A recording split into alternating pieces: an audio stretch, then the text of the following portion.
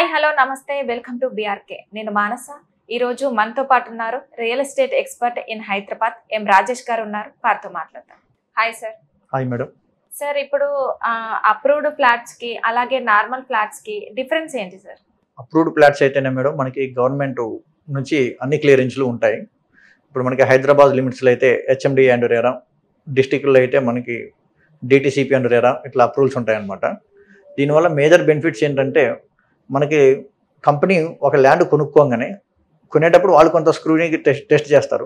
ఆ తర్వాత వీళ్ళు అప్రూవల్కి అప్లై చేసినప్పుడు గవర్నమెంట్ క్లియర్గా చెక్ చేస్తుంది. అంటే ఫస్ట్ సేల్ డీడ్ గా నుంచి EC, link documents, land conversion ఇవన్నీ చెక్ చేసి జోనల్ వైజ్గా కూడా చెక్ చేస్తారు.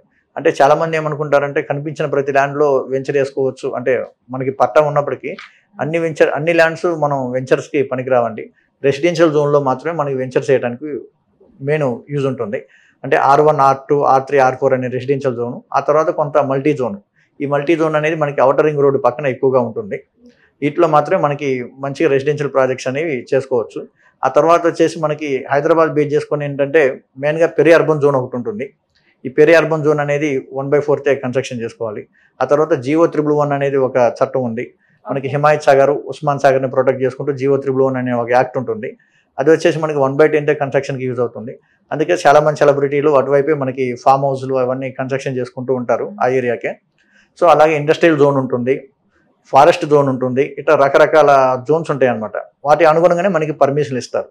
సో అదే మనం అప్రూవ్ లేకుండా తీసుకుంటే ఏమిటంటే వాళ్ళు ఇవన్నీ చూడరు. వీళ్ళు ఓన్లీ రెసిడెన్షియల్ పర్పస్ తీసుకుంటారు.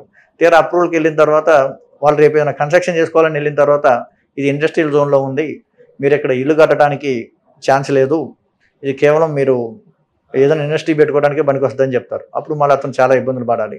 అలానే మనకి అప్రూవ్డ్ లేకపోతే లోన్స్ కూడా ఎటువంటి లోన్స్ రావు మేడం. అదే అప్రూవ్డ్స్ ఉంటే మనకి కస్టమర్స్కి మంచిగా బ్యాంకులు కూడా మంచి అట్రాక్టివ్ ఇంట్రెస్ట్ రేట్లే ఇస్తున్నారు. అంటే లైక్ 9%, 10% ఇట్లా మంచి రీజనబుల్ రేట్లకే లోన్స్ ప్రొవైడ్ చేస్తున్నారు.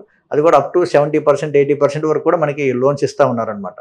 సో కస్టమర్కి కూడా ఫైనాన్షియల్గా చాలా ఫ్లెక్సిబుల్గా ఉంటుంది. ఎందుకంటే కొంతమందికి త్వరగా తీసుకోవాలని ఉంటుంది, ఒక్కోసారి అమౌంట్ సెట్ అవ్వదు. ఇంకా కొంతమందికి ఏంటంటే జనరల్గా 2-3 లక్షలు లేదా 5 లక్షలు బడ్జెట్ ఎక్కువ ఉంటే వాళ్ళకి మిగలదు, చేతిలో ఏదో రకంగా ఖర్చు అయిపోతూ ఉంటుంది. వాళ్ళు ఏంటంటే మంచి శాలరీ ఉంటుంది, ఈఎంఐలు ఎఫోర్డ్ చేయగలరు. అలాంటి వాళ్ళకి ఏంటంటే మనకి గవర్నమెంట్ ప్రాజెక్ట్ అప్రూవల్ ఉన్న ప్రాజెక్టులలో మంచిగా లోన్స్ ప్రొవైడ్ చేస్తాం కాబట్టి ఇన్ టైంలో వాళ్ళు ఈఎంఐ పే చేసుకోవచ్చు బ్యాంకుకి. అన్ని రకాలుగా సేఫ్ అండ్ సెక్యూరిటీ ఉంటుంది. Developments especially 10% green belt, main రోడ్లు, లింక్ రోడ్స్ అన్ని మంచి పెద్దగా ఇస్తారు. Drainage, drinking water, underline electricity, park developments, మంచి కాంపౌండ్ వాల్, వాటర్ ట్యాంక్ అన్నీ కూడా ప్రొవైడ్ చేస్తారు మేడం. అదే అప్రూవ్ లేని ప్రాజెక్టులు అయితే వాళ్ళు ఎటువంటి ఇన్ఫ్రాస్ట్రక్చర్స్ మనకి అందజేయరు. తర్వాత మళ్ళీ ఇల్లు కట్టుకోవాలన్నా కూడా దానికి సంబంధించిన వాటి కోసం మనమే ఆఫీస్ చుట్టూ తిరగాల్సి ఉంటుంది. ఇక్కడైతే అన్ని రెడీ చేసిస్తారు, రెడీ టు మూవ్ లాగా ఉంటాయి అన్నమాట ప్రాజెక్ట్స్. ఓకే, ఇప్పుడు అంటే ఎన్ని ఫ్లోర్స్ వరకు పర్మిషన్ ఉంటుంది సార్? ఈ పర్మిషన్స్ అనేవి మనకి ఏరియాని బట్టి ఉంటుంది మేడం. ఇప్పుడు మల్టీ జోన్లో అయితే ఏంటంటే రెసిడెన్షియల్తో పాటు కొన్ని కమర్షియల్ యాక్టివిటీస్ కూడా లైక్ బిల్డింగ్స్, కొన్ని కాలేజెస్లు, హై రేంజ్ అపార్ట్మెంట్ అట్లాంటి వాటి కూడా మనకి కన్సిడర్ చేసుకోవచ్చు. ఈ రెసిడెన్షియల్ జోన్లో ఏంటంటే మనకి అర్బన్కి దగ్గరలో ఉండే అయితేనే మనకి పెద్ద పెద్ద అపార్ట్మెంట్లకి పర్మిషన్ ఇస్తారు. రూరల్ అయితే కొంచెం G+2, G+3 వరకే ఇస్తారు. మరీ ముఖ్యంగా ఏంటంటే ఇప్పుడు ప్రజెంట్ ఉన్న సిచ్యువేషన్లో ఏంటంటే 10 years బ్యాక్ వరకు కూడా ఏంటంటే అపార్ట్మెంట్లకి జనరల్గా మనకు ఒక 500 గజాల ఫ్లాట్ ఉందంటే అక్కడ చిన్న 20 ఫీట్ల రోడ్డు ఉన్నా కూడా 5 ఫ్లోర్లు 10 ఫ్లోర్ల వరకు కూడా పర్మిషన్ ఇచ్చేవాళ్ళు. ఇప్పుడు మీరు వెళ్ళి ఎంక్వైరీ చేసుకోవచ్చు. ఒక 5 ఫ్లోర్ల అపార్ట్మెంట్కి పర్మిషన్ ఇవ్వాలన్నా మినిమం వచ్చేసి 40 ఫీట్ల రోడ్డు ఉండాలి. ఒక 5 ఫ్లోర్ల అపార్ట్మెంట్కి పర్మిషన్ ఇవ్వాలంటే ప్లస్ దానికి ఫైర్ సేఫ్టీ కోసం చుట్టూ సెట్ బ్యాక్ వదిలిపెట్టాలి. ఇంకా 10 ఫ్లోర్స్ 20 ఫ్లోర్స్ ఇవ్వాలంటే మాత్రం 60 ఫీట్ 100 ఫీట్ రోడ్లు ఇట్లా ప్రొవైడ్ చేయాల్సి ఉంటుంది. సో ఏరియాని బట్టి రోడ్ల అప్రోచ్మెంట్ని బట్టి మనకి పర్మిషన్లు వస్తాయండి. అందుకే చాలామంది వెంచర్స్లో బిల్డర్లు ఫస్ట్ కార్నర్ ఫ్లాట్స్లే బుకింగ్ చేసుకుంటారు.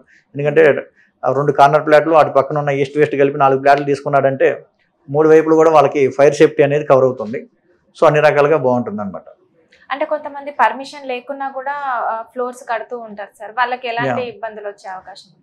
అటువంటి వాళ్ళ కోసమే హైడ్రా వచ్చింది మేడం. ఎందుకంటే ప్రాపర్ గవర్నమెంట్ పర్మిషన్ లేకుండా అంటే కింద ఫ్లోర్స్ పర్మిషన్ ఉంటాయి, అలాగే పై ఫ్లోర్స్ కి కొంతమందికి పర్మిషన్ ఉండదు, అలాంటి వాళ్ళకి. అవును మేడం, చాలా మంది G+1 లేదా G+2కి పర్మిషన్ తెచ్చుకుంటారు. కానీ 4 ఫ్లోర్లు 5 ఫ్లోర్లు కట్టుకుంటారు. ఎందుకంటే మున్సిపల్ ట్యాక్స్ కొంత స్కిప్ చేసుకోవచ్చు అని. అండ్ మీరు క్లియర్గా అబ్జర్వ్ చేస్తే వాటికి చాలా వరకు కరెంటు కనెక్షన్లు కూడా సరిగ్గా రావు. వాటర్ కనెక్షన్ రావాలన్నా ప్రాబ్లం అవుతుంది. ఒకవేళ వీళ్ళు ఏదో గవర్నమెంట్కి ట్యాక్స్ ఎగ్గొడుతున్నాం అనే ఆనందంలో కట్టుకుంటారు, కానీ వాళ్ళకి ఏదన్నా జరగరాని ప్రమాదం జరిగినప్పుడు వాళ్ళకి ఎటువంటి ఇన్సూరెన్స్లు క్లెయిమ్ అవ్వవు, ఆ బిల్డింగ్ కానీ లేదా అందులో ఉండే పీపుల్కి కానీ, లేదా ఏదన్నా లా అండ్ ఆర్డర్ ఇష్యూస్ వచ్చినా కూడా వాళ్ళ మీద చాలా క్రిమినల్ యాక్షన్స్ తీసుకుంటారు. ఇప్పుడు అందులో ఉండే రెంటల్కి ఉండే వాళ్ళు ఏదన్నా ఇల్లీగల్ వర్క్స్ చేసినా కూడా రేపు వాళ్ళ మీద పోలీస్ కేసులు అయినప్పుడు అవన్నీ చాలా ఇబ్బందులు ఎదుర్కోవాల్సి ఉంటుంది. మరీ ముఖ్యంగా ఒకప్పుడు అంటే కొంచెం ఆఫీసులో చూసినట్టు పట్టించుకోలేదేమో, కానీ ఇప్పుడైతే చాలా స్ట్రిక్ట్గా ఉన్నాయి మేడం. అలా ఏం లేదు, మ్యాక్సిమం 99% అయితే అన్ని అప్రూవల్స్ ప్లానింగ్ పర్ఫెక్ట్గా ఉంటేనే బిల్డర్స్ ముందుకెళ్తున్నారు. Okay sir, thank you so much. Thank you madam.